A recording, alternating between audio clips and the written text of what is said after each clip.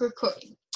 So, welcome to Babysitter Tips. I am Becca Stackhouse, and I am the Crisp County Family and Consumer Science County Extension Agent. And today we are going to give you some babysitter tips, and then we will tell you a little bit about what Extension is, but I will let the other two introduce themselves as we get started. Hey, I'm Ashley Childs, and I am the Thomas County Family and Consumer Science Extension Agent.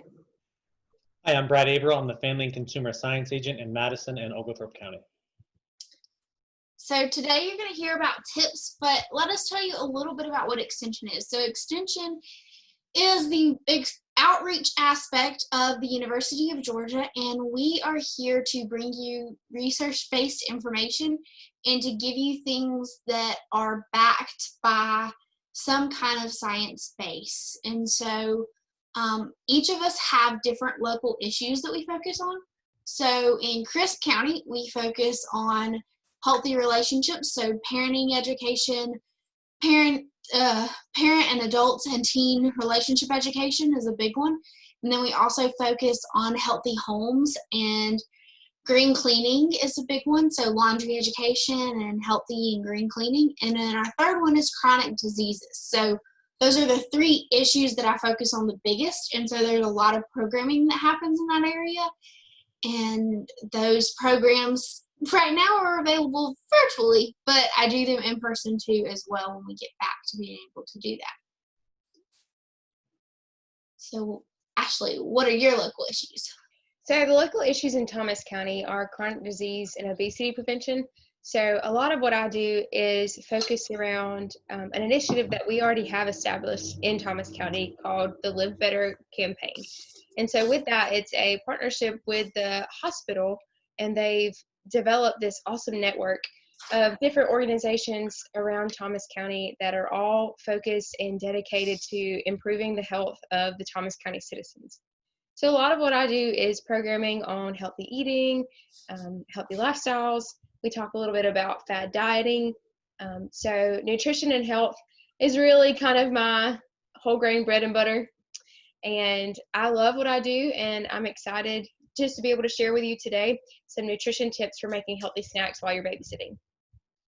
And my plan of work in Madison and Oglethorpe County focuses around chronic disease prevention, food safety for restaurants, and also focuses on healthy relationships for youth and families. So as we get started, if you ever feel like we're not particularly looking at the camera, it might be because we're looking at one of our other screens that has different information. So it might be why we're not looking specifically at the camera. So we will get started with your objectives today. And what you're going to learn is you're going to learn about babysitting tips. You're going to learn some first aid tips. And then Brad is going to tell you about children and some babysitting activities, how you can get them involved. And then Ashley is going to tell you about creating some healthy snacks that you can have while you're in that babysitting aspect. So the babysitting course is just to give you a concept of being prepared if it's your first babysitting job. It might even just be some clues to what to do as you may be getting started, or you just may need some refreshers of what's happening. We're going to go through the basics, but there is a more in-depth class that can happen. There is an American Red Cross certification that can certify you in CPR, first aid, and AED use. It does have to be in person. It does have about 8 to 10 hours of in-person contact. So if you are interested in that, you can reach out to us. Our information will be on the end of being able to reach out. We'll be happy to talk through any specific questions that you come up with. There is a evaluation that will take you to a Qualtrics that we hope you fill out if you go through all of this to get a certification of completion for the course. So with that being said, we're going to get started, and I will start you off. So before you really get too far into it, I want you to think about the being a babysitter and if it is even for you. So do you even enjoy children? That's a yes or no. So think about it and write down yes or no to that first question. The second question is, are you friendly and helpful when you are around babies or small children? Answer the yes or no to that one. Can you stay calm during an emergency when your young children are the ones depending on you? Because when you're babysitting, you are the one that's in charge. So answer that as a yes or no. Then, am I a babysitter enough to deal with the demands and problems that a young child is going to be asking you? Because you are the one that has to get the milk out of the cabinet or the refrigerator, get the snack out of the cabinet, things like that. So can you handle the demands that are being asked of you of a very young child? And then the fifth one is, if you are babysitting, do you mind caring for a sick child? So yes or no. So those are the 5 questions I want you to take a minute, think about, and then how many of those were yeses? Were all of them yeses? Then you're going to be just fine. Were any of them no's? When you're coming up with what your babysitting plan's going to look like, think about what those no's. Did you not want to deal with babies? Then you don't need to take jobs that are going to have infants with them. So think about those. Think about, do you really want to babysit? And then answer these questions honestly for yourself, and then talk to your close friends and your family for some input, because they're the ones that are going to know you best. Like example, in our household growing up, I was the one that babysat, and I watched children from 3-4 weeks old all the way up to the 10 and 12-year-olds. So I enjoyed babysitting, but my sister didn't so much. So she did more of the watching dogs. So think about that. It doesn't have to look like a babysitting business. You can do other things to make some money. But in the time that we're so currently in, you may find yourself babysitting and helping out a neighbor or a family member or friends that have small children, and they no longer have somewhere for them to go while they're working. So we're going to walk through some ideas of what that babysitting is going to look like and can look like for you. So who do you babysit? So if you are a individual and you are wanting to become a babysitter, then you are looking at the ages. So it is possible for you to babysit from newborn infants all the way up to teenagers. And that's also going to depend on what your age is as well. Abilities. So when you're watching kids, there's going to be a variety of what their abilities are, even when they're in the same family. And then the hours. So watching kids can happen during the day, it can happen in the evening, can be nighttime, or your babysitting jobs can be a combination of these things.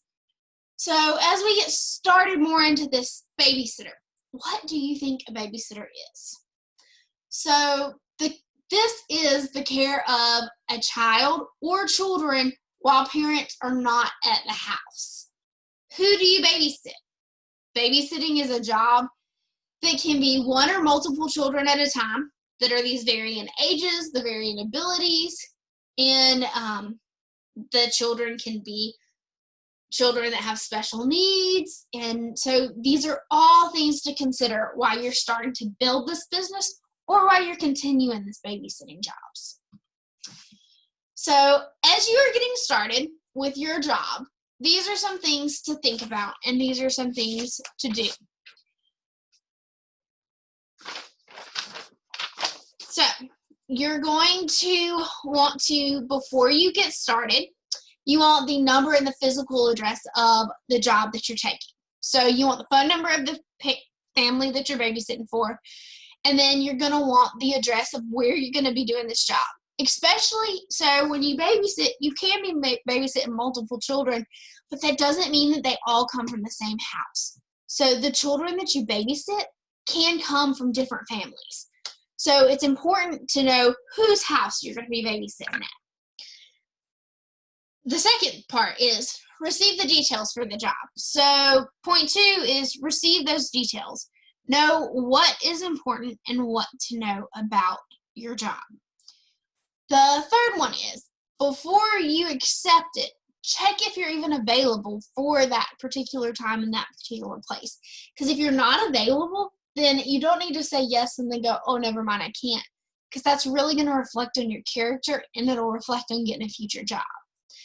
And then this one is really important because you are going into someone else's home, And you may or may not know them, but it's important that you have a code word for your parents that you can send them in a text, that you can tell them over a phone call, that is a code word that tells your parents or your family members, your guardians, that you feel unsafe and that they need to come help you. And so this is important because you need to be safe in the jobs that you accept. So we're going to talk about a little bit about your skills and your abilities. So when we talk about skills and abilities, there's all kinds of things that can go here.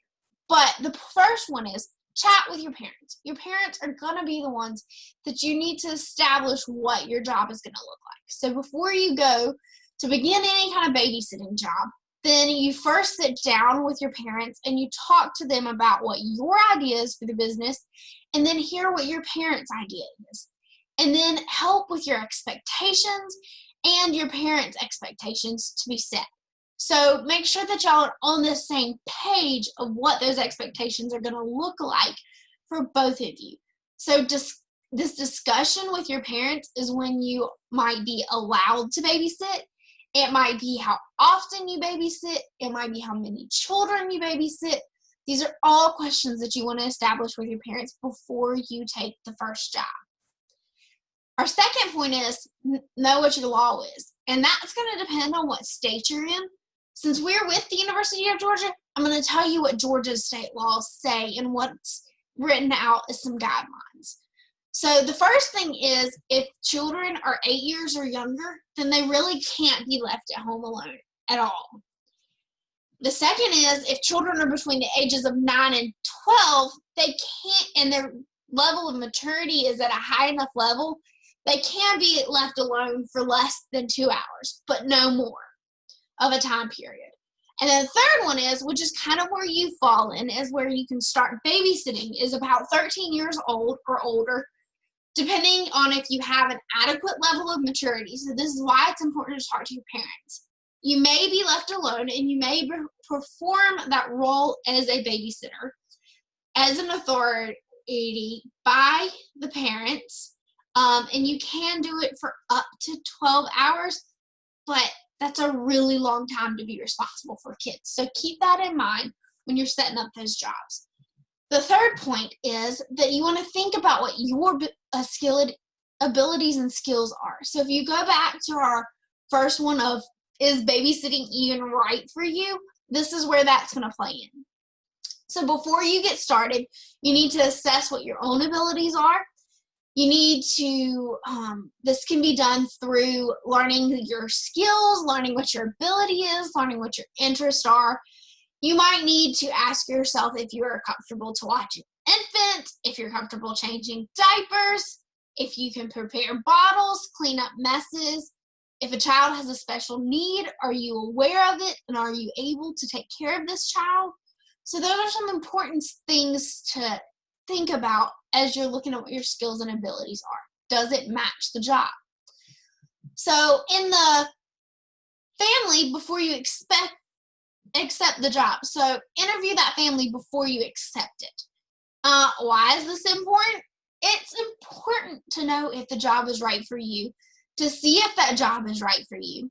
Once you have accepted this job, then you're going to want to provide your parents with that number, that address, and then while that babysitting job is happening, have some ways that you can check in with your parents throughout the whole time you're babysitting, and know what the job is. So remember, you want to chat with your family.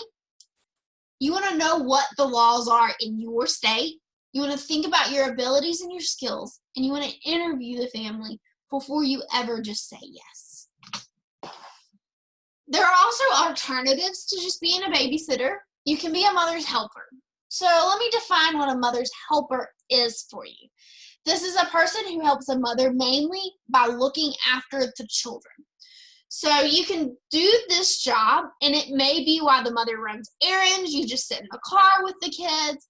It may be that while the mom is able to perform household tasks, you watch the kids so that she can go clean the toilet and not have to worry about having to go pick up an infant. Or it may be that the mom is now needing to work at home and she needs her kids to be occupied for a few hours. So you can go watch them, play with them, interact with them so that she can really dive herself into whatever she's got a project of. Or the dad, just whoever is, you can be that helping hand just to give an extra hand in the house. So that's an alternative way to set up your babysit business. Let's chat about what the business can look like. So the first thing you're going to want to do is you want to create a resume. So why do you want to create a resume? This is important because that way you can kind of give it to those families. So now that you've learned what some steps are, let's chat about this. So create a resume. Let me pull up the examples for you of the resumes. So creating a resume, you're going to want a few things on that resume. You want to make sure that you've got your information, so like your phone number, and maybe create an email address that's specifically for your babysitting business, because you don't want something that is a crazy name, something that's you've just have as your email that junk emails go to and things like that. You want to make sure that it's a professional looking one, or just your name is a good one. So let me show you 2 examples of what some resumes can look like.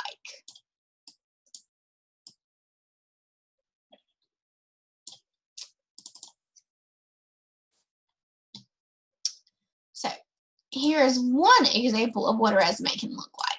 So you're going to be a babysitter. You want it for some guidelines. Your contact information, you can totally leave off your address. It doesn't necessarily have to be on there for babysitting jobs. Then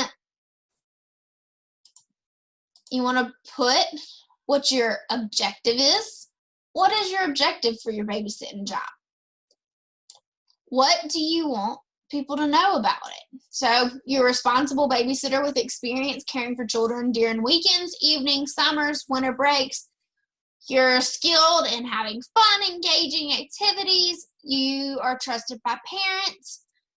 You can put your education in there. If you do happen to have any kind of certifications that are like CPR certifications, those are really good ones to have on. Sometimes that's what a parent's looking for in a babysitter. You can put if you finished high school, if you're still in high school. I'll show you another example in a minute of middle school. So you can put that you've babysat for, if you've babysat before, you can put that experience down. If you've been responsible for watching younger siblings, that can be a good thing. So an example is you cared for a boy and girl. They were ages 5 and 8. What were you responsible for doing? What did you help them do? And then you can have a little skills table on here or on your resume. So if you're going to take care of infants, are you comfortable with diaper changes and potty training? Do you have any CPR skills? Are you responsible? So this is one example of what a resume can look like. Here's another example of what a resume can look like. So same thing, you got your name on it, you got an address on it. You can or can't leave that one off. You've got that email address that's going to give you a good appearance. You've got your phone number so they can get in touch with you. You can put your education. So see, this one's a middle schooler. So they were at the elementary school, 6th grader, and then you can put what some of your, you might be on honor roll, you might be some of those basic things. You can put your training on here. So that again would be if you've got a CPR class and then additional trainings that you've attended. This could be counted as an additional, the babysitter tips. Any experience that you may have had, and then if you can get any references from those experiences, that's a good way to do it. So let me get us back onto the presentation. So resumes are a very important thing for you to think about, and it's very important for you to have a resume created. It's also important to talk about money. Why is this important? So you can approach this subject in a number of ways. One is that you can discuss the rate beforehand with the parents that have hired you for that job. That can happen in that interview, or it can happen as you accept the job. The other is you can just be fine with whatever they pay you at the end of the night. But it is important for it to be a topic of discussion. So you can have a base rate that you want to charge. That could start anywhere from $6 to $10 an hour. And then if you wanted to, that could just be what you charge no matter how many kids you're watching. Or I have seen it done to where you add $1 to $3 per any additional children that are added. So like you might charge $10 if you're watching a family of 3, but then if it gets outside of that, you add another $1 or $2 to it. But remember that setting a higher price can be detrimental to you because you might miss out on some jobs because parents don't want to pay you $50 for 2 hours because you're watching their kids for their childcare, and then they're going to go out to dinner, or they're going to go escape just a little bit and pay another $50. That adds up to $100 a night real quick. So remember that this is important to set your rate ahead of time and talk to the parents about what you're going to do. Because at the end of the night, you can't just expect them to pay you $15 an hour if you never had this discussion to start with. So you don't always have to do it for money either. So I can give you an example. When I was in college, so that I could get out of my dorm room, I watched a brother and sister while their mom would either work at home or while she went out and ran errands or things like that. While they would give me an exchange, I was able to do my laundry. I got snacks, and then they gave me some meals. So it was an exchange of me just being able to get outside of the dorm room, but not necessarily having any money exchange.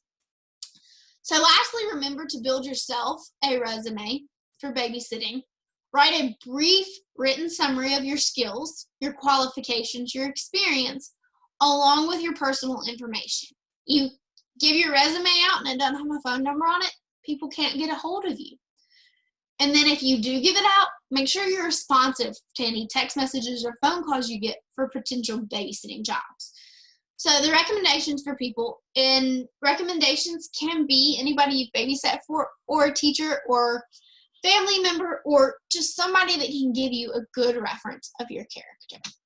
So before you start the job, the family is your customer. So you want to make sure that you show them respect and you show them courtesy.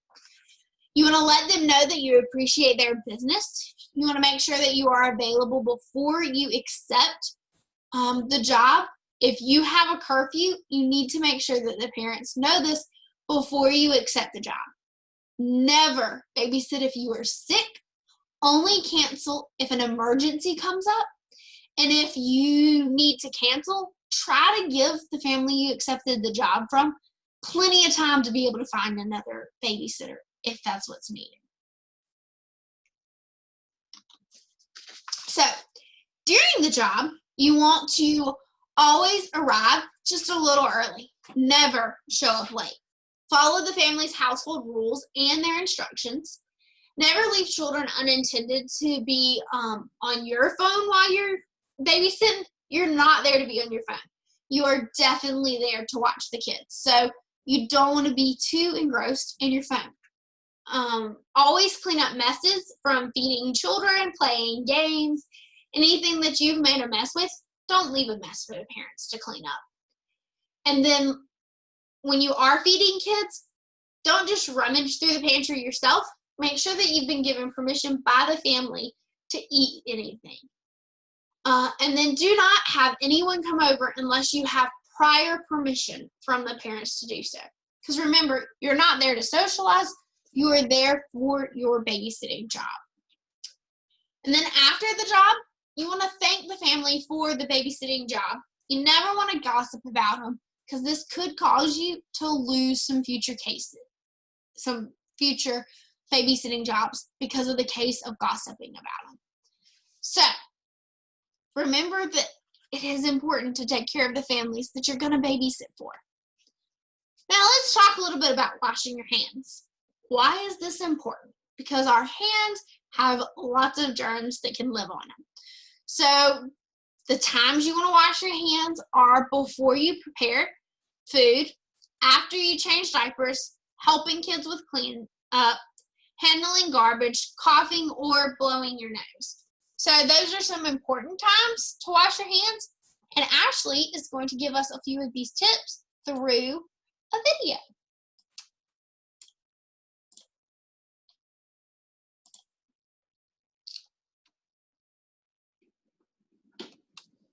Hey y'all, my name is Ashley Childs and I'm the UGA Extension Family and Consumer Science Agent in Thomas County.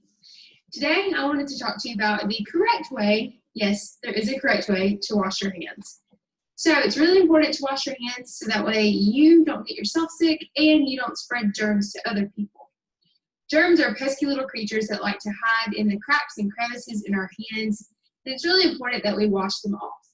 So today, we're going to go through the steps on how to wash your hands. You ready?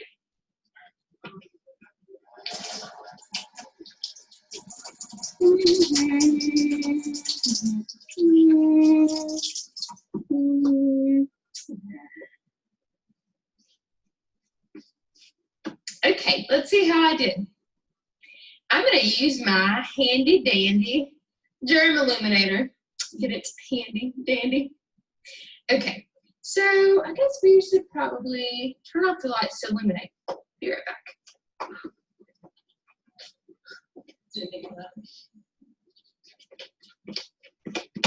We're back. Ready? Illuminate. Ew. My hands are gross. Oh no. Ew. Be right back.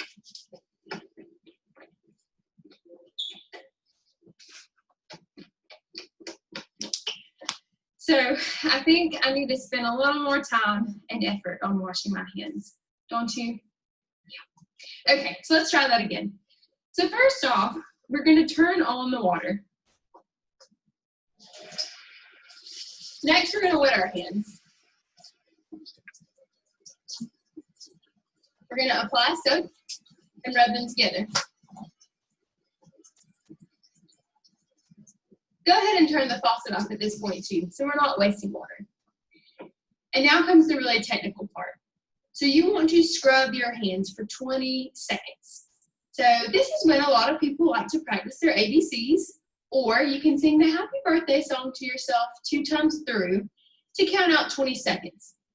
But what you want to do is make sure that you get the backs of your hands in between your fingers, up on your wrists, underneath your fingernails. You guys saw how dirty my hands were. It's pretty gross.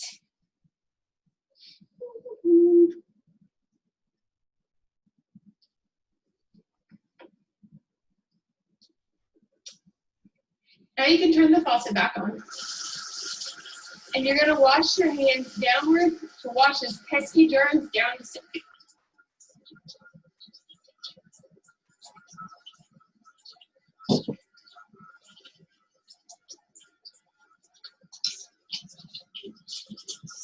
Grab a clean paper towel.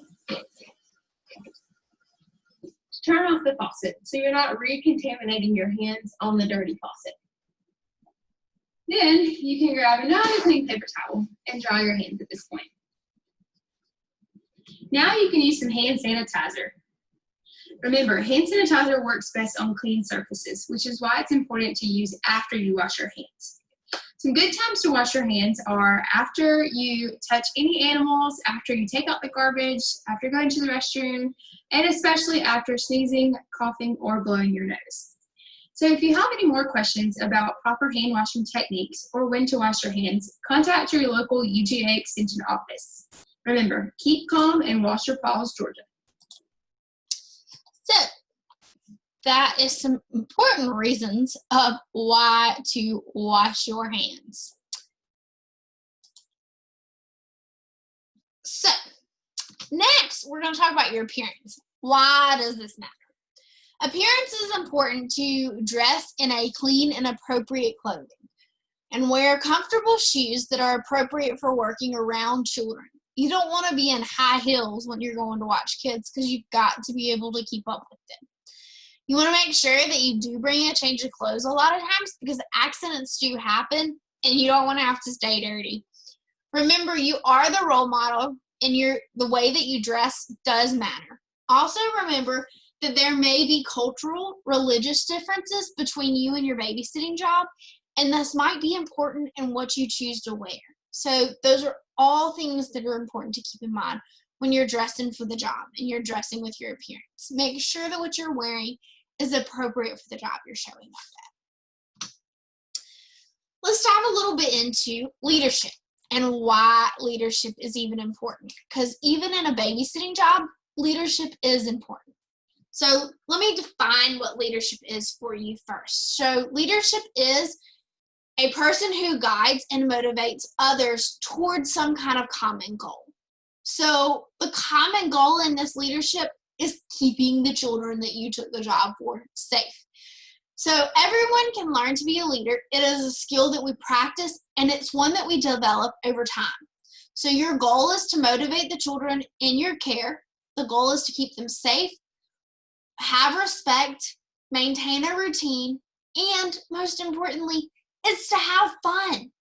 So you want to practice for the children that you're babysitting for. You are a role model. You want to make sure that you keep respect. You want to communicate clearly. That's with the parents and the children. You want to have motivation, take action, and decision making. Why is this even important? Because you are the role model. You teach respect. You are the lead for communication. You provide the motivation, and you lead by taking the action and serves as a decision maker. So there are 4 leadership styles that you're going to want to integrate as you're babysitting because they all have different purposes as you're babysitting. So democratic leader, this is one who makes in making the decision that you let the children process what the decision is before you just make this decision. So it may be, do you want grapes or strawberries for your snack? And you let the kid decide before you jump in and make this decision. So you can use this style when safety isn't involved. So it's allowing the kids to make the decision, but their safety is not in jeopardy. Hands-off leadership style. This is a leadership that you can use. You're still actively involved, but you can use this if the children may be slightly not getting along, but you let them work it out themselves. So they may have a small conflict like a rule on the board game that they're playing, and you let them work it out. As long as their safety is not in jeopardy, you can let them work it all out with the hands-off approach. So a directive leader, it needs to be used for emergencies and when the children may be in danger or to prevent an injury. So this is where you directly put the guidelines out of what needs to happen. And then you have the sympathetic leader. So this might be what you use as you're first starting this babysitting job, especially if it's a new job, and that you are both just getting to know each other. So take the time to listen to each of the child, make sure that they feel that they are heard, and that you can create that trust between you and the child that you're taking this job on for. Because these jobs may be repetitive, and it might be one that you end up doing for years, weeks, months. So just keep that in mind as you're building your leadership style for the babysitting jobs that you're taking on. Communication. This is important, right? So, let me move myself here. Communication. You got some simple tips to keep. You want to keep it simple. You want to keep it positive. You want to be specific. So when you are communicating, yes, I will take the job from 1 to 3 on Tuesday. Be specific. Then show respect. You're showing respect to the parents you're communicating with, the kids. You're showing that respect to everybody. Be calm and listen. Listening is important. When you're communicating with children, you want short sentences that they are able to understand and comprehend. You want to tell them what you are expecting or what you are wanting them to do, and then provide options. So that can be when you're being specific, providing some options. Do you want to go play outside or do you want to watch a movie? that can be one of those options. So when you're working on these decisions, you want to use the FIND model is a good one to use. So what is the FIND model? The FIND model is figure out your problem. So figure out what that problem is, identify what possible solutions are, name what the pros and cons of each of the solutions are, and then decide which solution is best, and then go ahead and take the action.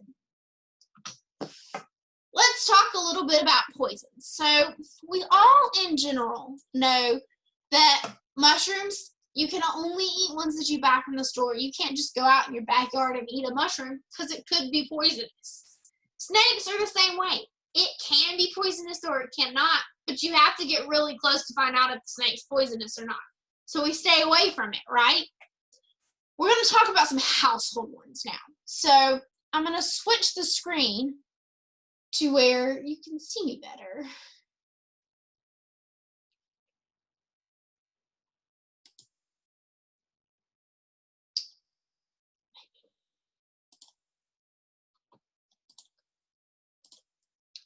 So let's talk a little bit about what these poison looks-alikes look like inside of a house. So in a house, we may see these.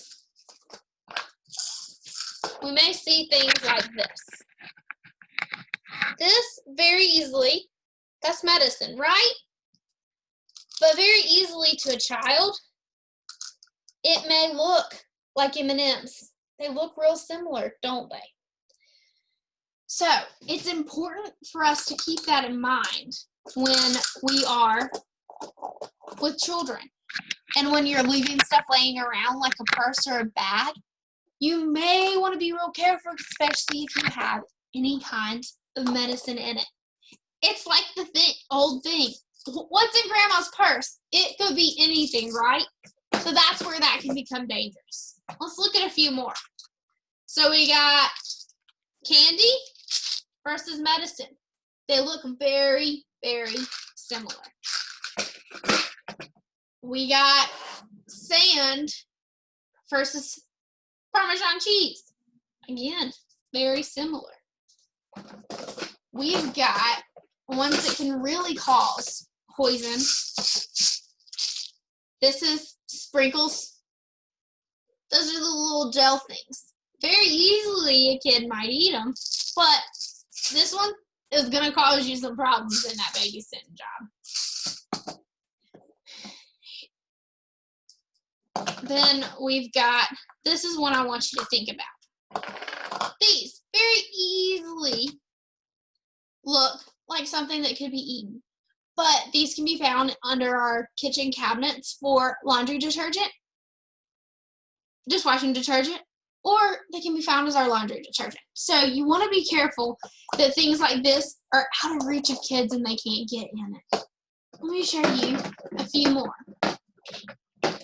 This one. If you got young children and toddlers, apple juice is something that they often drink. But if you think about this in this bottle, this is not apple juice. This is pine sol. So you've got to be aware of what chemicals look like. Let me give you this one. You got gummy vitamins and you got vitamins. They look very similar, but the bright ones are what candy is. The darker ones are not.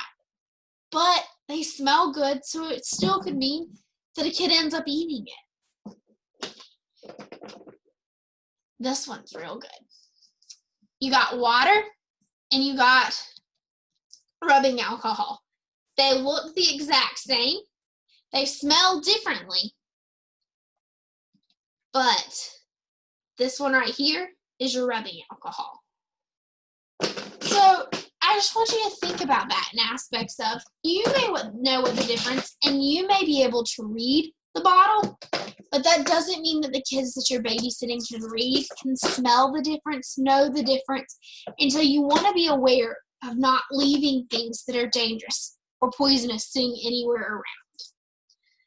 So the next part we're going to talk about first aid tips. So you've got cuts and scrapes that we're going to talk about, nosebleeds, and minor burns. So this is where you may want to create a first aid box that you carry with you in a bag, that you carry with you if you're driving in your car, those kinds of things. So cuts and scrapes. These can be caused by falls, scissors, knives, or other household sharp objects. They can be, you want to be sure that you wash it out, and then you want to make sure that you use warm, soapy water. You want to dab it with a sterile gauze pad. So gauze pads are something that you can find. So it can be something like, these are gauze pads, and you can just have a stash of them that you put in like a Ziploc bag, or you can buy them in little individual packages so that you've got clean, sterile bandages to be able to care for the scrape or the wound. Then you're also going to want a stash of Band-Aids to put in that first aid kit that you create so that you can care for the minor things that happen. If you end up with a kid that's got a nosebleed because they fell or it's caused by an injury, you're going to want to press the bridge of the nose right here and hold it for about 5 minutes while the kid is sitting or standing. And you want them to lean their head forward, not backwards, because if you lean your head backwards and you have a nosebleed, it's going to go down your throat, and that can cause choking problems. If you end up with a kid that's got a minor burn, this can happen from touching a hot stove, a hot pan, or it can happen from hot water, it can happen from hot sugar.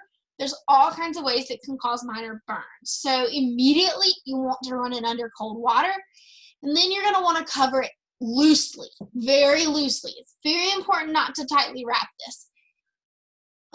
Never apply ointment to any kinds of burns. So that's really important to know.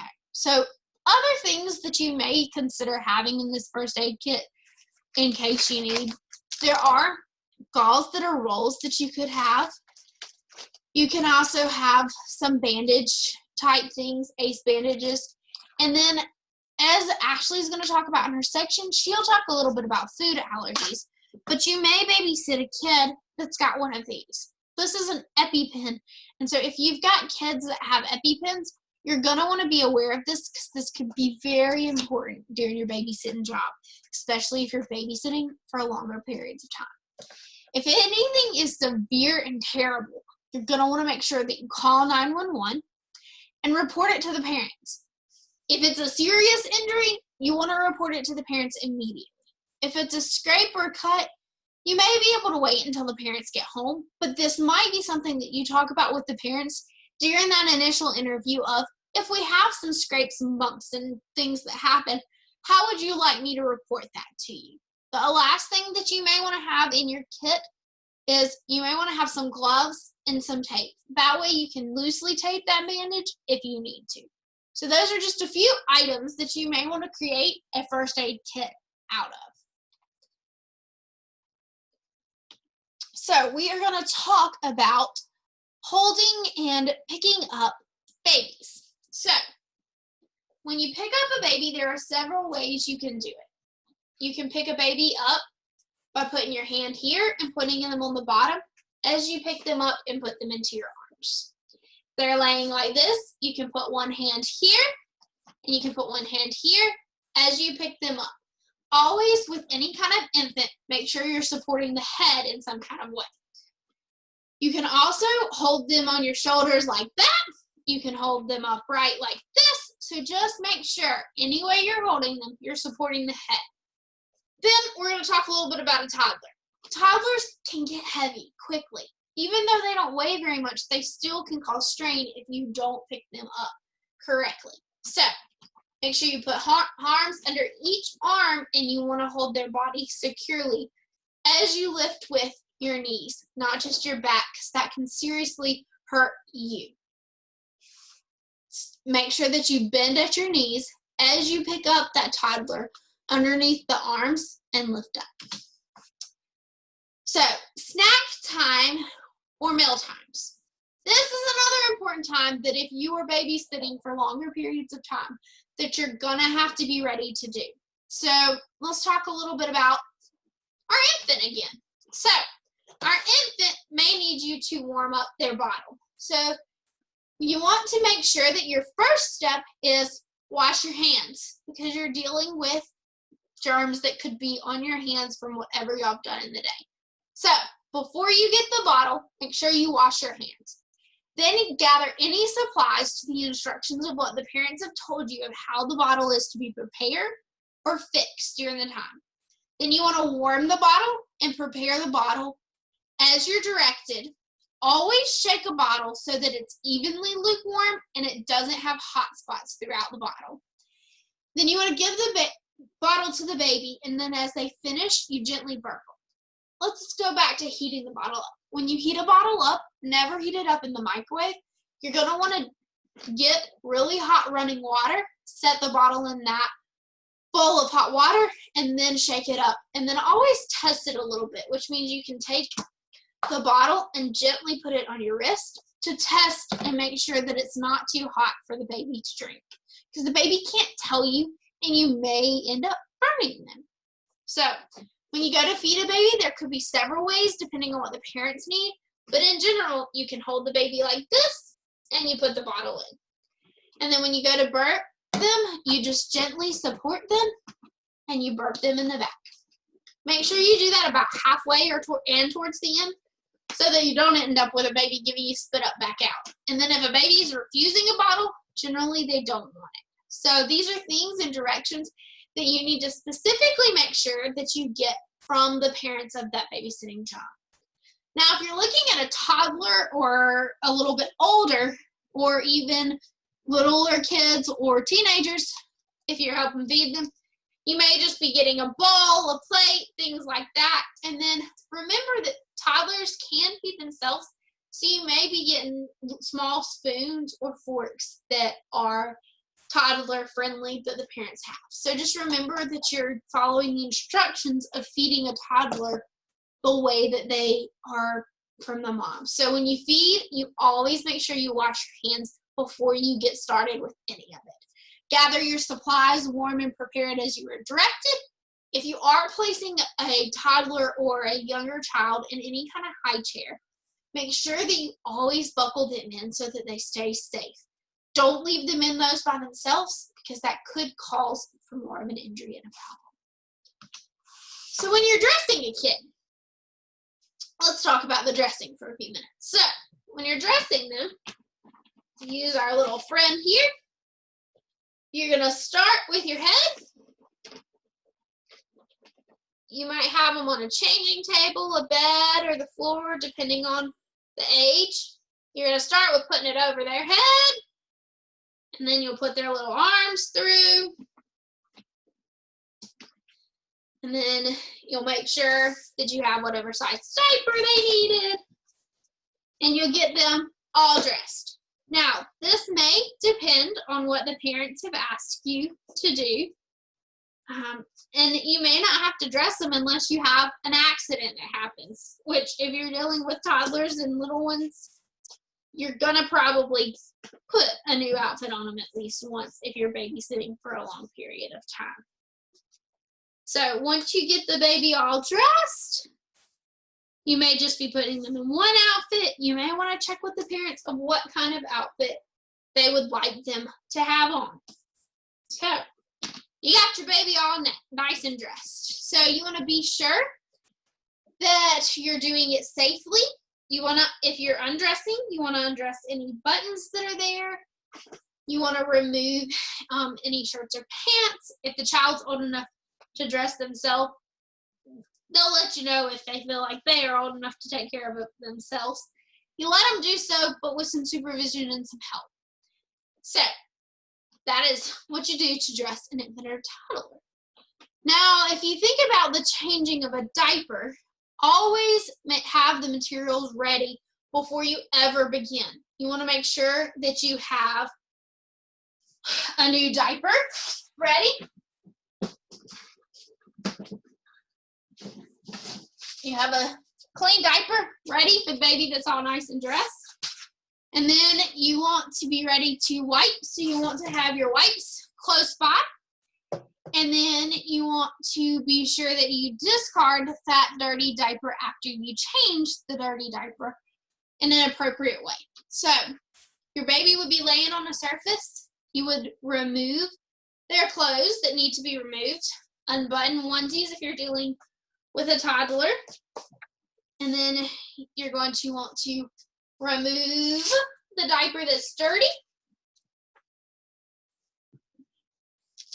So remove the diaper that's dirty. You're going to use your wipes to wipe, and then you will put on the new diaper.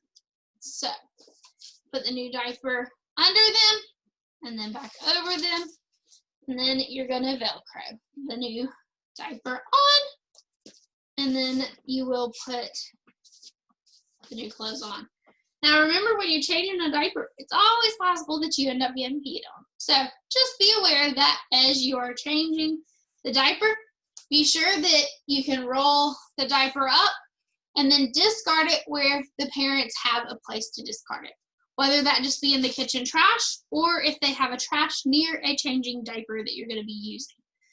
So be sure that you, after you conclude changing the diaper or helping a toddler as they're being potty trained, they may be able to do it by themselves and you just have to assist them in washing their hands, but you may have to help them a little bit more. So those are two really important things to consider in what age you're going to take in as your babysitting jobs. So if you've got any questions on those things, you can reach out to me on your first aid tips or any of your babysitting tips and getting a resume prepared, things like that. So up next, you will be talking to Brad about your babysitting activities and movement. Thanks, Becca. Excellent presentation. So thank you for joining my section of the program today. The title of my program is Physical Activity and Movement for Babysitting. So today we are going to talk about a couple topics that are related to physical activity and movement for babysitters.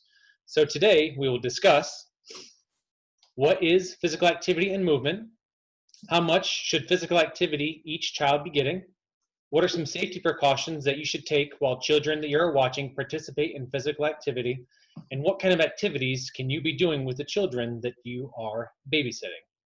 So the first thing we're going to do is we're going to start off with a little brain teaser to get us thinking. In just a second, you're going to see three individual quotes, and you're going to take a guess at what year all three of those quotes came from. They came from the same person from the same year. So the first quote is, "The habits of physical exercise have decreased. There's been an entire change in the habits of this nation within the last 30 years.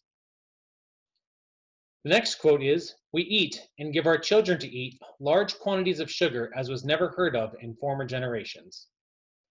And the last quote, "In the early days, children worked with their parents, but these days the greater portion of parents, when they send their children to school, require little or no work for them." So before we change the slide, why don't we sit here and think about what year these quotes came from. Take 5 seconds.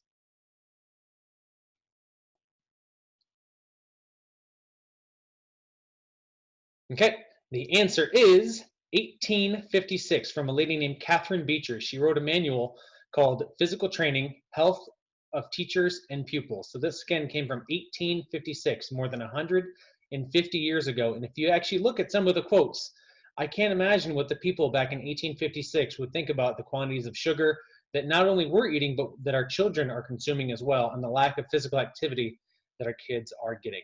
The next slide here will show you a picture of actually what that manual looks like.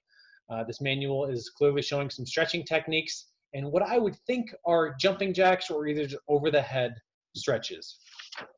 So I think it's best to start off our conversation today with what is actually physical activity. Physical activity simply means movement of the body that uses energy. Walking, gardening, briskly pushing a baby stroller while babysitting, climbing the stairs, playing soccer, or dancing. Those are all good ways of being physically active.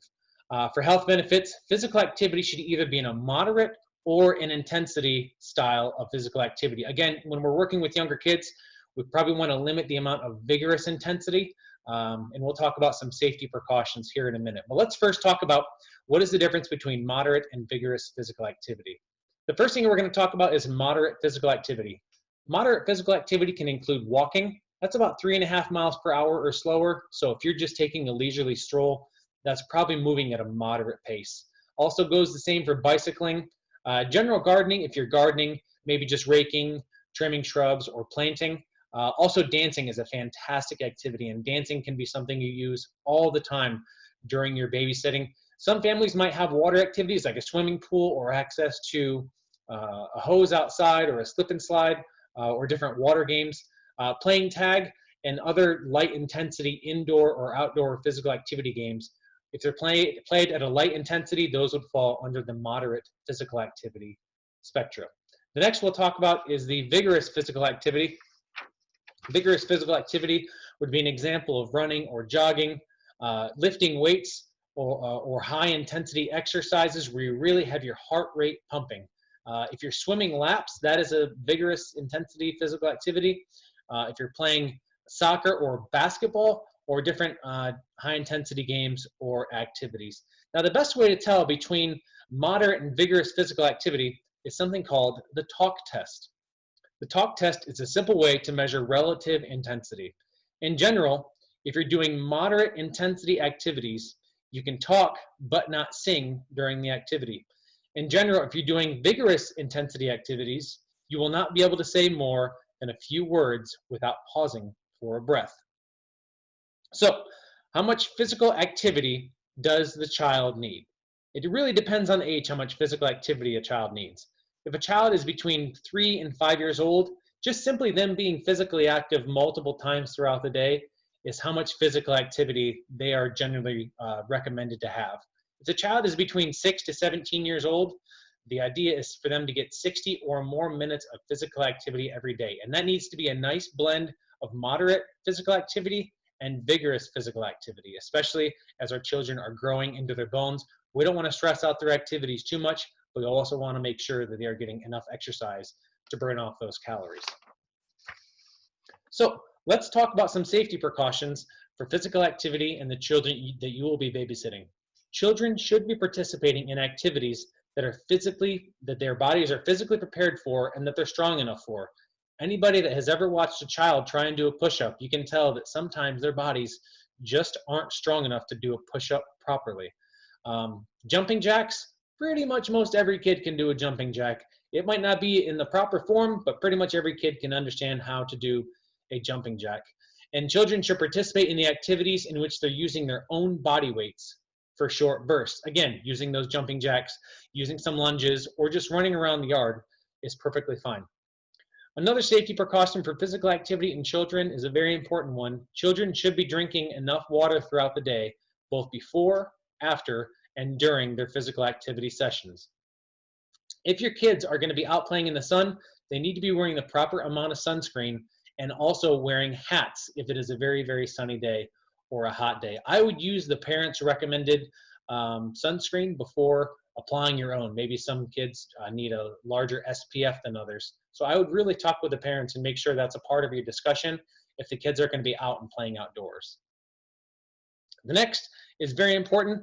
Children should warm up before sports activities and afterwards. They need to make sure their bodies are nice and loose and limber before we start any sort of physical activities or outdoor games. If there is an injury, like Becca talked about earlier, you want to make sure and apply the correct treatment.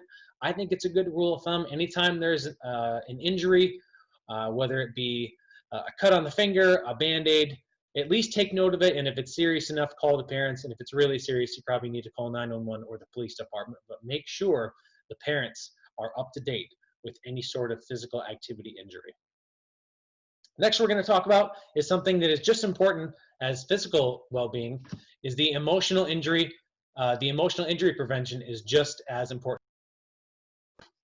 Physical activity can improve a child's self-esteem and reduce their anxiety and stress. The goal is to keep our kids engaged in activities that they enjoy. If they find enjoyment in the physical activities, they are more likely to participate in that activity during the time in which you have them and throughout a lifetime. An example I like to use is running. If you ask any kid under the age of 5 or 6 years old if they like to run, every single kid will raise their hand. Usually 6 years old and older, especially when you get to the middle school, high school age, if you ask kids who like to run, about half of them or less than half of them will raise their hand saying they enjoy running. That's because running has been used for the most part as a punishment, whether it's team sports or whether it is a punishment in school or physical education classes. So kids then apply a negative connotation to running and enjoyment. So they're not going to participate in something that is used as punishment. We need to make sure we are keeping kids engaged in activities that they can be successful participating in. If a child does not want to participate in an activity, don't force it on them. There might be a really good reason that they don't want to participate in the activity, and the best way to find this out is to talk to them. Take just a few minutes and talk to the kid. Hey, why don't you want to participate in this activity? Is there something that I can do to make this activity more comfortable for you, or can we make modifications to make this game more enjoyable? It's also important to make sure and praise the efforts of the child. Point out their personal bests and reinforce those desired behaviors. If we are taking the time to show that our kids, we are invested in what they're learning and what they're doing, they're going to open up to us, and they might try some different games or activities that they never thought of before. So let's make sure we are positively promoting our children using positive reinforcement to make sure our kids are enjoying what they are doing. So it is time to get to the fun stuff. So today we're going to learn a few games and activities that you can play with the kids. Now the game type and the duration of the activity depends on how many children you're watching and how much time you have with them. If you only have one child, you'll have to choose some different games than if you had 3 or 4 different kids that could participate in small group games. So you need to be really strategic about what games you choose, because you don't want to participate in a football game if you only have 2 kids. That's going to be a disaster, and you're not going to keep the child's attention. But you may be able to play a different game with a football instead of playing a small team game. So before we get started with any activity, I mentioned before, it is important to be stretching before our activities.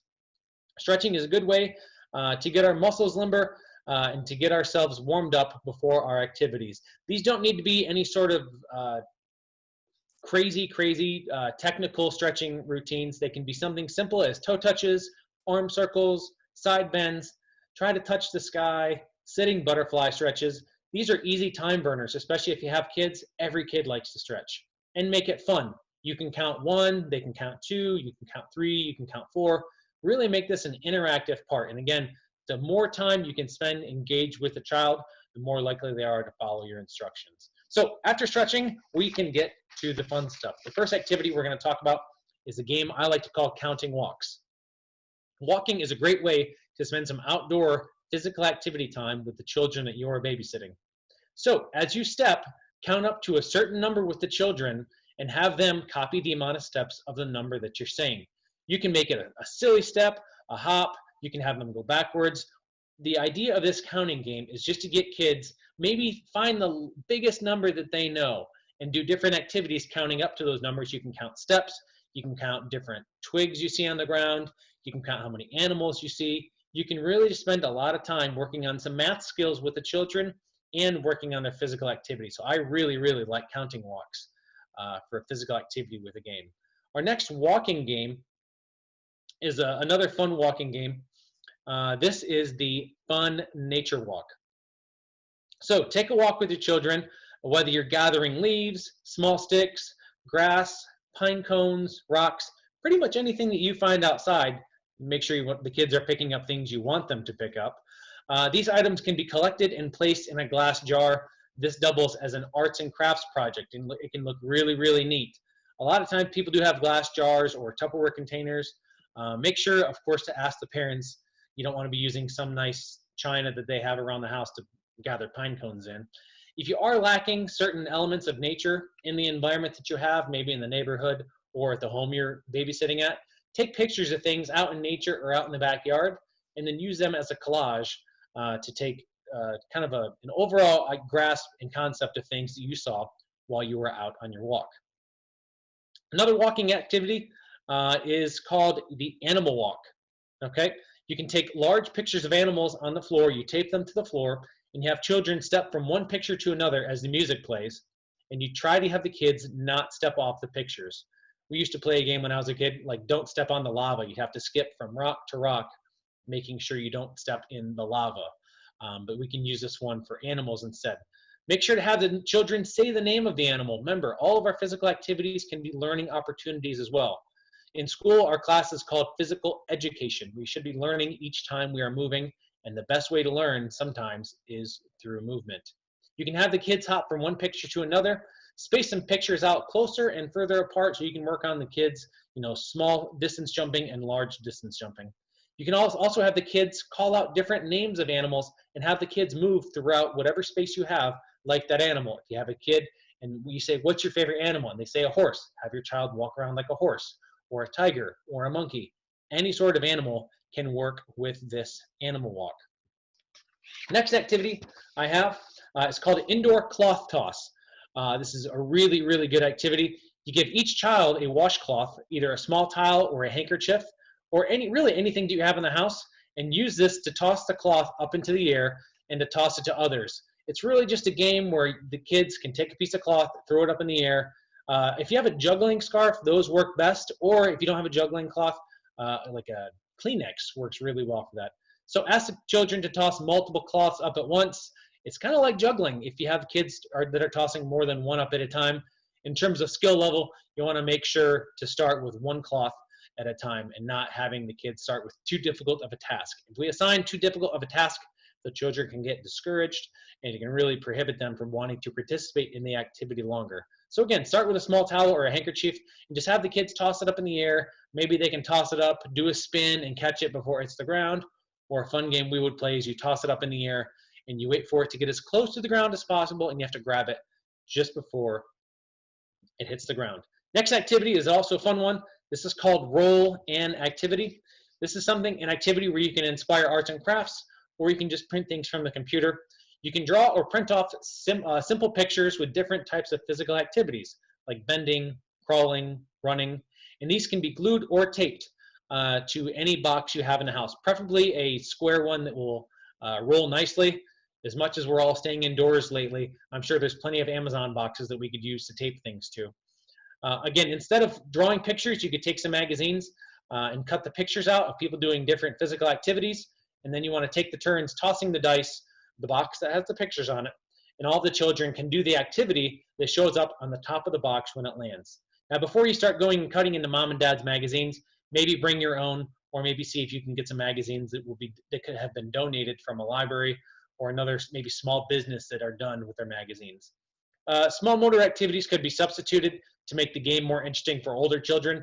You could make it more elaborate or as simple as you want, depending on the age and skill level of your child. But this is a really good activity.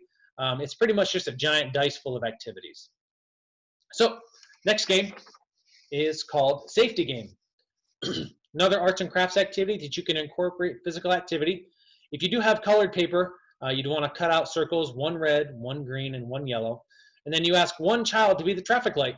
They hold up the green, and then the yellow, and then the red light. The idea is when the kids hold up the red light, the kids stop. When they hold up the yellow light, the kids walk. And when they hold up the green light, the kids are running. You can kind of teach kids that this is the proper way that stoplights work, and also you can work on safety during crosswalks. If you are watching a single child, you can play red light, green light. In this game, you have the child participate in different types of locomotor movements when you have the child. So if you hold up the green light, say green light skipping, and then the kid skips while they are going, and then you say red light, the kid stops. There's a lot of different physical activities, skipping, lunging, hopping, crawling, that the kids can do playing a game we called red light, green light. Next activity is another fun activity, and this activity can actually improve your relationship with your parents because it involves doing laundry. Children will enjoy a laundry basket full of different sizes of balls. You can put foam balls, tennis balls, beach balls, footballs, basketballs, wiffle balls, or ping pong balls. And the kids can take practice throwing the balls back into the basket, or the kids can roll the balls back and forth.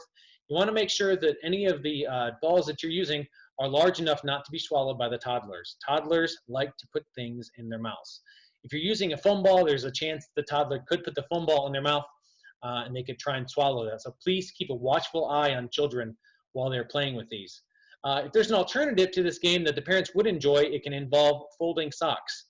Folding socks is something that I don't think any of us actually enjoy doing, but this could be something to get positive praise from your parents. You take a basket full of mismatched socks, you match all the socks, and then the kids can take turns throwing the folded socks back into the laundry basket.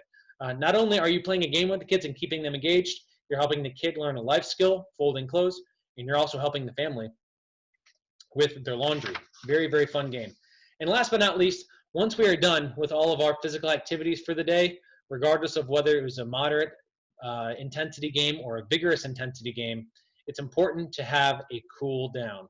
We want to go back to our toe touches, our arm circles, our side bends, trying to touch our sides, trying to touch the sky, sitting butterfly. It's very important to cool down. It's just as important as the warm-up, because once you get your muscles going, you want to make sure you have a chance to cool things down and relax once you are done. But the most important aspect of all of our physical activity is having fun. If you're having fun with the kids are going to have you back.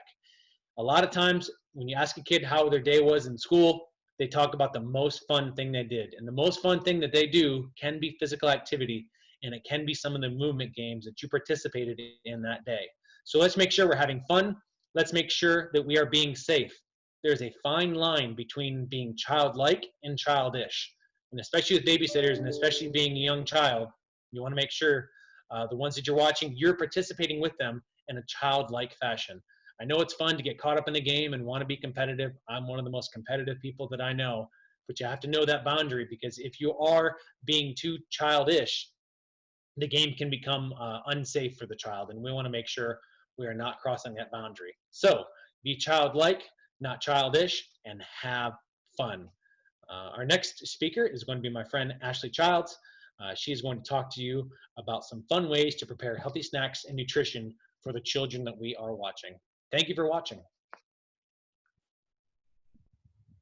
All right. Thank you, Brad. So in transitioning, we are now going to talk a little bit about, well, first we're going to talk about chore charts and how you can use these in your babysitting experience to make it a little bit easier for you. So when making a chore chart, this is super easy because it's things such as take a bath or brush your teeth or fold your laundry. So like Brad was saying, if laundry does have to be done, or if that's one of the expectations that the parents do have of you, and that has been communicated with you ahead of time, and you know that it's supposed to be done, you can involve the kids in that by making it a physical activity and making it a fun chart. So making a chore chart is easy as identifying those things that need to be done. So if a parent communicates with you the expectations are to have the laundry done, or to make sure that the child has their homework finished, maybe they have asked you to do the dishes, to take out the trash. It's really all dependent on, one, what your comfort level is with doing household chores, two, what they have communicated appropriately with you.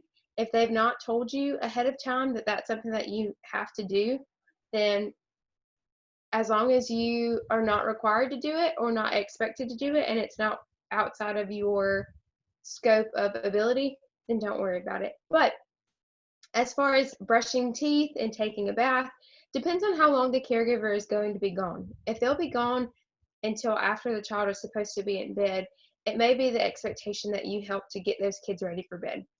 And so in doing that, if you make a chore chart, it's a very simple task to do. So all you have to do is find those activities, find those chores, and you can either use a Word document if you have access to a computer. And as you see on the screen here, I just Googled or looked up some different pictures that had some of those activities already on them. You can put them on a Word document and size them appropriately, depending on what size of magnets you are going to use. And when it comes to the magnets, these are really easy to find. The best way to use it is just find a plain solid magnet with an adhesive backing. And then what I did was I just ordered some marbles, so glass marbles, and you can order them online, you can find them at the dollar store, or you can find them at Walmart or a craft store. And so what we'll do is you'll just take the picture of the chore that has to be done. You can cut it out, and then if you have a glue stick or a hot glue gun available, this is something that you'll probably want to do at home, again, so that way you are not putting the child at danger or in danger by having glue or any other potentially toxic substances around them. And then all you have to do is just glue the chore to the magnet and stick it to the back of the marble. So chore charts are great because the kids can be involved in that, and they can actually move once their chore has been done, can move it from one side to the other. And with that being said, just a really simple and inexpensive way to do that is to get a whiteboard. It can be just a plain whiteboard. You can get that from the dollar store as well. And this can be something that you put in a toolkit that you carry with you to whatever job site you're going, or it could be something that if the parent feels like they can financially support you in that, they can actually purchase the materials for you and help you decide what chores have to be done. So chore charts are really easy, and if you want some more information on that, when you have my contact information at the end of this, feel free to reach out to me and I'll be happy to share. So moving on from that, we're going to talk about some healthy snack options. So at some point during the time when you were watching the children, you're probably going to be expected to give them either a snack or a meal. And some healthy snack options are really important to prepare and discuss with the parents or caregivers ahead of time, so you know what's to be expected. So that way you're aware of any food allergies, food intolerances, any food preferences of the children or of the parents. So some parents may not allow or may not support certain ingredients, or maybe they want to watch the amount of sugar that their children intake. And so with that, just being aware and being conscientious and respectful of those decisions by parents and caregivers is really important to have that conversation ahead of time. So if you do your research to know what foods are okay, that way you can go ahead and prepare the food either before you go to the site, or you can communicate with the parents and they may already have the snacks prepared for you in the refrigerator. That way you can just grab them as you're watching the kids.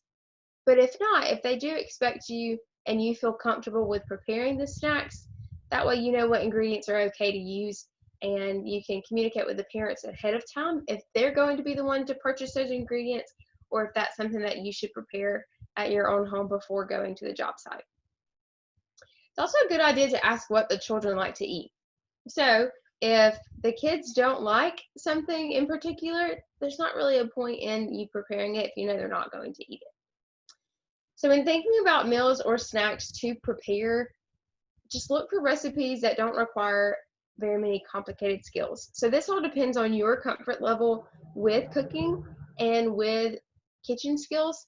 And if it's something that you feel like a parent or guardian at your own home can help you prepare ahead of time, it's a great idea to involve them. And that way you don't have to worry about trying to prepare it while you're watching the kids at the same time.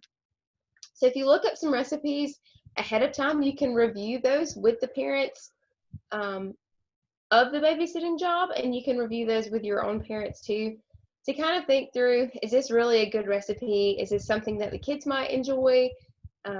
Is this going to require a lot of effort from me? So review those with the parents, see if they're okay with the child having that as a snack before you prepare it, or before you purchase any ingredients, and get ready to give that to the child. So if you do have a snack idea that requires certain skills such as cutting, slicing, or chopping, anything that involves knives, just make sure that these may want to be prepared at your own home, put in a container, brought to you, or brought to the babysitting site with you. So as you see here, prepare snacks ahead of time and bring them with you. That way, all you have to do is when it's time for a snack, you can just grab it out of the container and you're good to go. You don't have to worry about trying to watch the children and handle a knife in the kitchen at the same time. Remember, your top priority is their safety. Remembering food allergies. So if you have a child and you're aware the parents have already communicated this with you, it's a really good conversation to have ahead of time, so you know what they can and cannot have. you know what to be prepared for when preparing snacks, and then also to what to make sure that the children avoid when they are in the home. So just make sure, again, if you've got a child with a peanut butter allergy or with an allergy to peanuts, that those are not ingredients that you include in a recipe.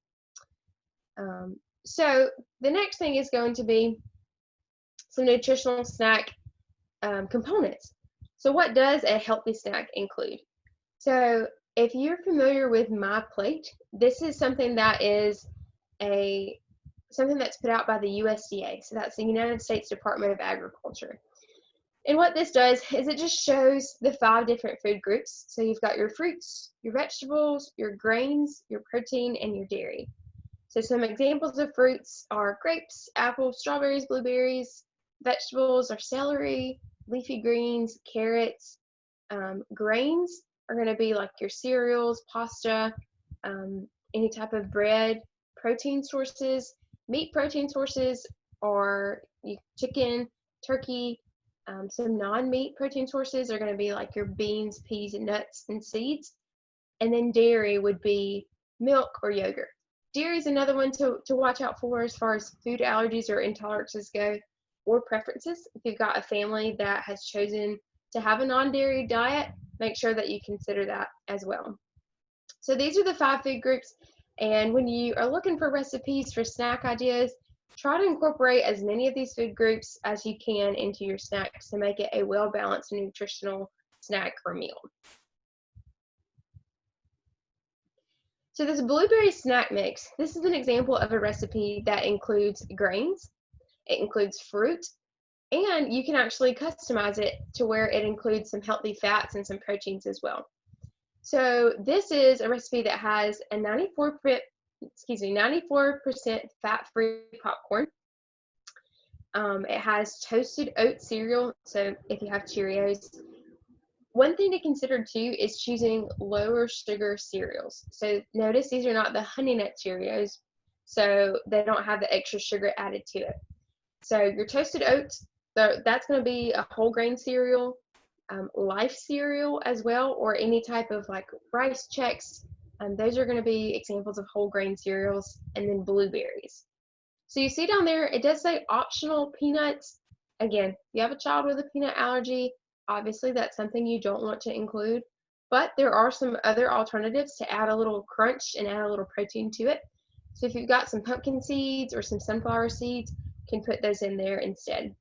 And then just a teaspoon of cinnamon. So if you want to switch up the flavor profile of it a little bit, cinnamon is a great spice to use, but again, just being aware of those food allergies ahead of time before you prepare the snack. Okay. And then this is a recipe card that you can use. If you can print this out later. It does give directions for you in preparation. So when you are getting ready to prepare the popcorn, you're going to pop it according to the package directions. So look on the back of the package. It will have directions for you. Or you can go ahead and buy the pre-popped popcorn. So there's great options that are available for you with popcorn that make it super easy to customize. And then again, just looking at the directions there, if you have any questions about the directions for the recipe, you can contact me later and I'll be happy to explain those. We do actually have a video of how to prepare the snack mix. Now with this video, I used what I had in my personal home. And so this may be something, just an example of how you can customize this recipe with what you have and also with what the kids like and what the parents approve of as well. So we're going to watch this video really quickly and then we will get back to it.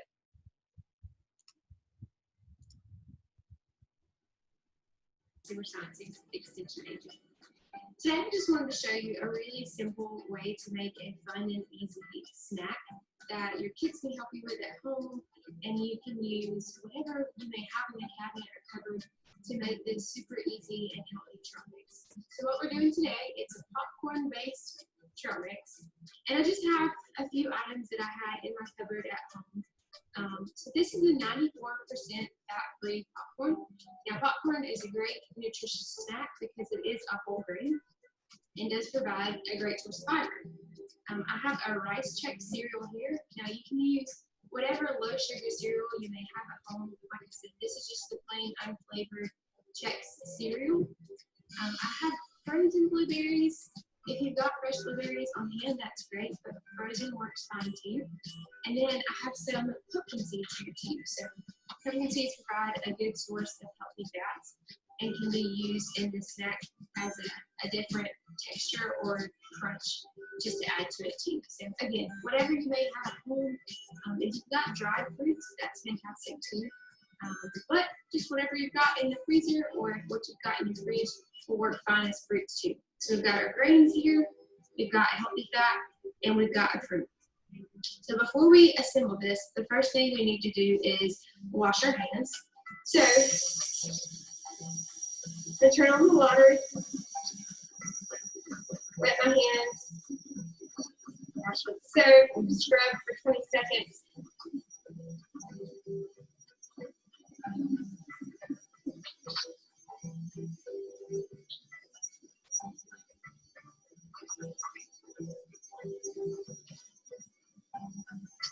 I'm going to use a clean paper towel to turn off the faucet, and then another clean paper towel to dry my hands.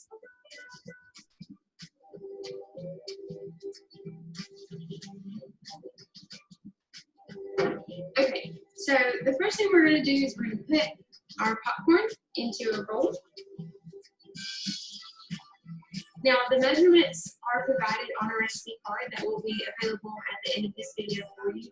Again, that makes about 14 servings of popcorn. I'm making this for myself at home. I don't quite need that much. So I did my popcorn. I'm going to add my rice Chex. I actually don't want to add all of it. Again, these are frozen blueberries. If you are using fresh, make sure that you wash and dry them before adding them to your snack mix. I also like using them frozen because it adds a different temperature to it. And then we're going to add pumpkin seeds. And at this point, as long as your kids have had clean hands, they can help mix together our snack mix.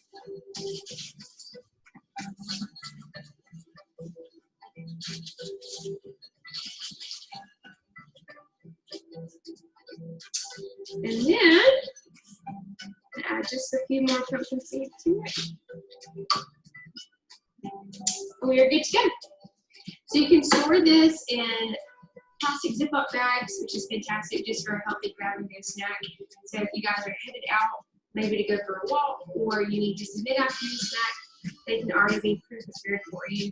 And then, yep, that's a great healthy snack for you. So feel free to subscribe to my Facebook page, UGA Extension Thomas County Facts, for more recipes and information. Again, the recipe card will be posted at the end of this video. So stay happy, stay healthy, friends.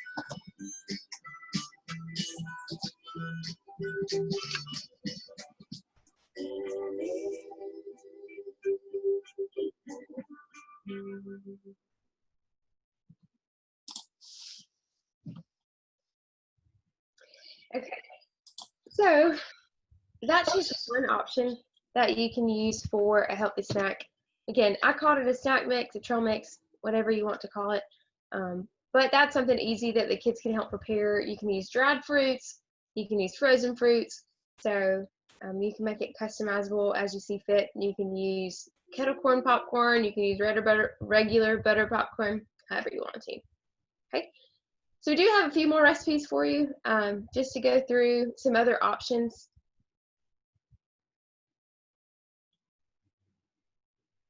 Becca, if you will. Okay, perfect. All right, so these are some berry jam party bites.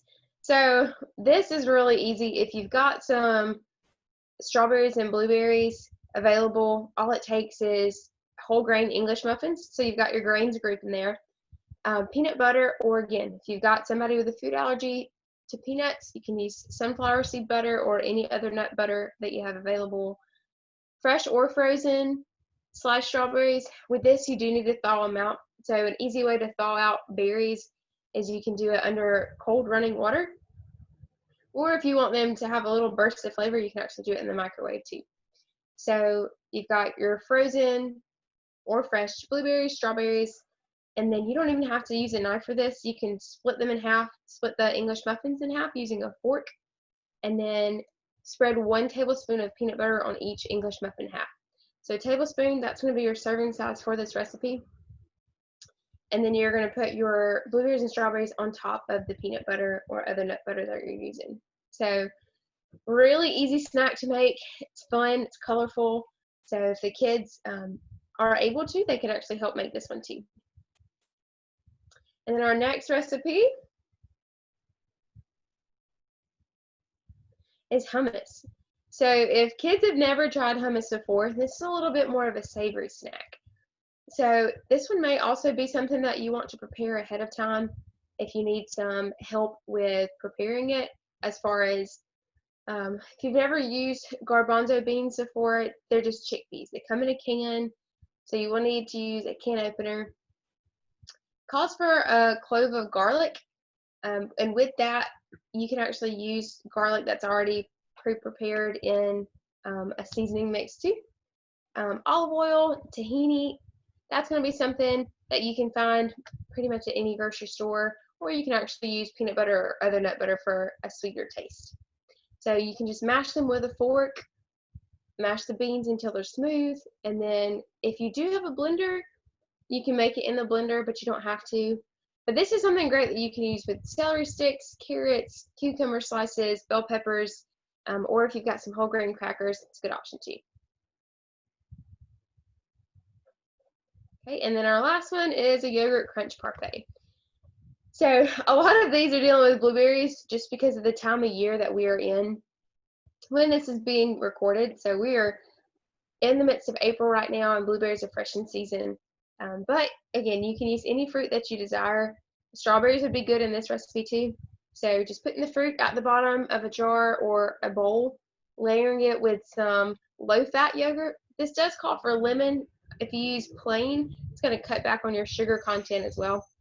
And then using a tablespoon of crushed breakfast cereal. So you see here, they do use like a Chex cereal or again, like a Life cereal.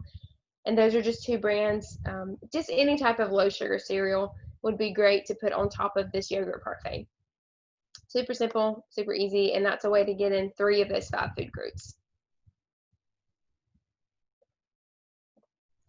So the biggest thing to take away is do not be distracted. So again, your priority is to make sure that the children are safe. And if you are preparing a really complicated recipe that requires your attention in the kitchen, you are less likely to be watching the children. And so if they're in the kitchen, they could potentially run behind you. They could, if you're working on a stove, they could touch the hot stove. So you want to limit as many distractions and hazards when you're preparing snacks as possible. So you promote the safety of the children first.